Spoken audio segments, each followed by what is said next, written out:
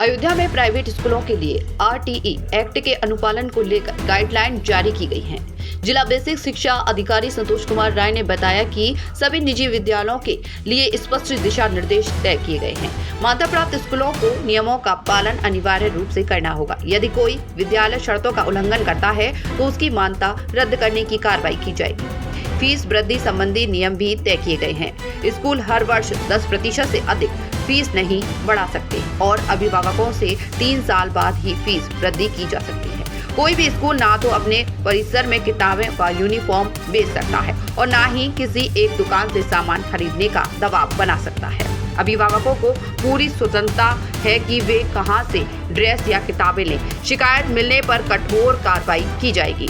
ये private schools के लिए बहुत स्पष्ट गाइडलाइन है कि जो आरटीई एक्ट है और आरटीई एक्ट के को इम्प्लीमेंटेशन के लिए जो जीओ जारी हुआ है उसके अंतर्गत ही वो मान्यता लेते हैं और निजी विद्यालय जो मान्यता की शर्तें हैं उसको मानने के लिए बाध्य हैं और जो भी विद्यालय मान्यता की शर्तों का पालन नहीं करता है उसको मान्यता प्रत्याहरण की नियमानुसार कार्रवाई की जाती है।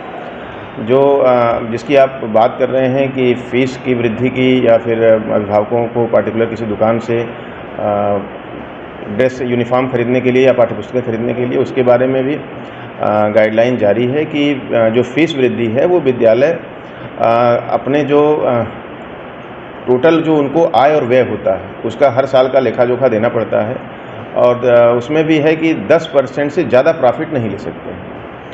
3 वर्ष जो फीस होता है 3 वर्ष के बाद ही फीस वृद्धि की जा सकती है। दूसरा जो उसमें गवर्नमेंट आर्डर है कि कोई भी प्राइवेट स्कूल अपने कैंपस में न तो यूनिफॉर्म या पाठ्यपुस्तकों की शॉप रख सकता है, न ही किसी पार्टिकुलर दुकान से आप खरीदने के लिए बाध्य कर सकता है। तो ऐसी शिकायत जहाँ पे भी अगर पाई जा रही है कि अगर या तो विद्यालय के कैंपस में कोई पाठ्यपुस्तक की शॉप है या फिर यूनिफॉर्म की है या आप किसी विद्यालय कोई किसी पार्टिकुलर दुकान से खरीदने के लिए किसी गार्जियन को विवश कर रहा है तो उनके खिलाफ कठोर कार्रवाई की जाएगी। नहीं, गार्जियन स्वतंत्र हैं बच्चों का यूनिफॉर्म लेने के लिए और पाठ्यपुस्तकें लेने के लिए वो किसी भी दुकान से ले सकते हैं।